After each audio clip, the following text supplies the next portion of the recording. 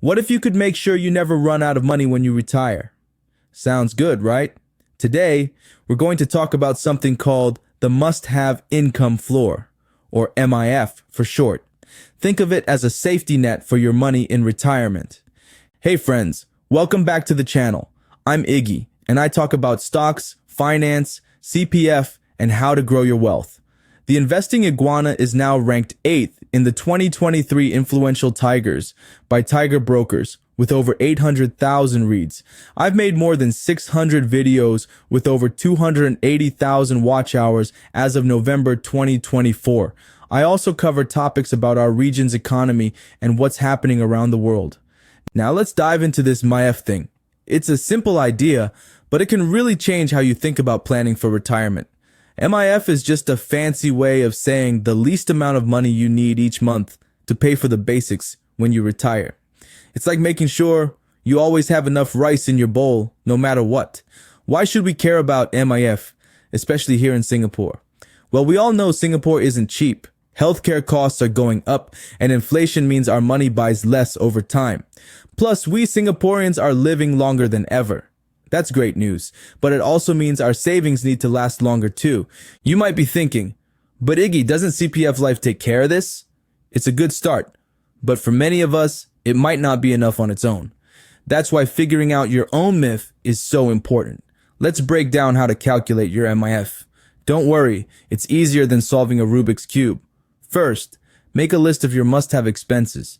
These are the things you can't live without. Your home, food, healthcare, utilities, and getting around.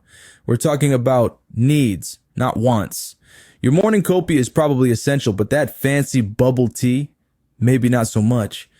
Next, think about inflation. It's like how your favorite chicken rice used to cost $2, but now it's $4. What costs $2,000 today might cost $3,000 in 20 years. We need to plan for that. Don't forget about healthcare costs. As we get older, we usually need more medical care. Things like ElderShield and CareShield Life can help, but it's smart to plan for more than you think you'll need. Now, let's add it all up. Take your monthly must-have expenses and multiply by 12. If you need $2,500 a month, your yearly MIF is $30,000. But wait, we're not done yet. We need to test our number. What if things cost more than we thought? What if we live to be 100? It's always better to have a little extra than not enough. Let's look at a real example. Meet Auntie Lily. She's 60 and just retired. She's worked out her monthly expenses. Her HDB flat costs $200 a month for maintenance. She spends $600 on food, $400 on healthcare, $150 on utilities, and $150 on transport. That's $1,500 a month or $18,000 a year. But Auntie Lily is smart. She knows things might cost more in the future, so she adds 20% extra. Now her yearly MIF is $21,600.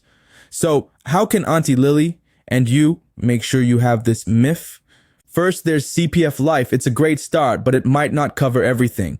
That's where other sources come in. You could look at things like retirement insurance plans, stocks that pay dividends, or even renting out a room in your flat.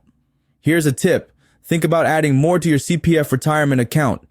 It's a safe way to get more money later. And if you have a big home, selling it and buying a smaller one could give you extra money for retirement, but watch out for common mistakes. Many people think they won't need much for healthcare, or they rely too much on CPF Life without having other sources of income. Don't fall into these traps. Now you might be wondering, Iggy, how do I know if I'm on the right track? Good question. Here's a simple trick. Take what you spend on essentials now and multiply it by 25. That gives you a rough idea of how much you need to save to have enough for your MIF. For example, if you spend $2,000 a month on essentials, that's $24,000 a year. Multiply that by 25 and you get $600,000. That's about how much you'd need to save to generate your MIF through investments. But remember, this is just a starting point. Your situation might be different. That's why it's so important to do these sums for yourself. Let's talk about some worries you might have. What if you can't save enough for your MIF? Don't panic. Start by putting as much as you can into your CPF. Look for ways to earn more or spend less. Even small changes can make a big difference over time. Is it too late if you're already close to retirement? It's never too late to improve your finances.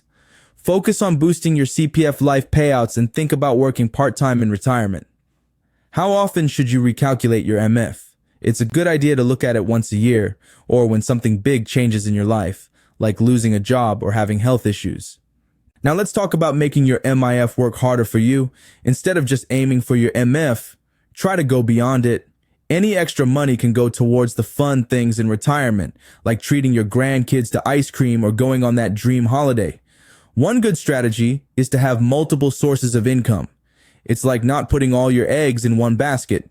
You might have CPF Life as your base, then add dividends from solid, reliable stocks for extra income. You could even start a small business doing something you enjoy. This approach not only helps secure your MIF, but also gives you more options and peace of mind. Let's do a quick recap. Your MIF is the least amount of money you need to cover your basic expenses in retirement. To calculate it, list your essential expenses, think about inflation, and don't forget healthcare costs. Build your MIF through CPF Life, investments, and other income sources. Keep checking and adjusting your plan as things change. Remember, planning for retirement isn't just about reaching a number. It's about creating a lifestyle you can keep up and enjoy. Your MIF is the foundation that makes that possible. So, what should you do next? Start working out your MIF today. Use the steps we talked about to make sure you're on track for a worry-free retirement. And don't be afraid to ask for professional advice if you need help fine-tuning your plan. If you found this video helpful, give it a thumbs up and share it with someone who's thinking about retirement. Don't forget to subscribe to the Investing Iguana for more tips on growing and protecting your money. Next week, we'll talk about how to build a portfolio of stocks that pay dividends for retirement. It's a great way to create passive income for your MIF, so you won't want to miss it. See you then, and remember, a little planning today can lead to a lot of peace of mind tomorrow.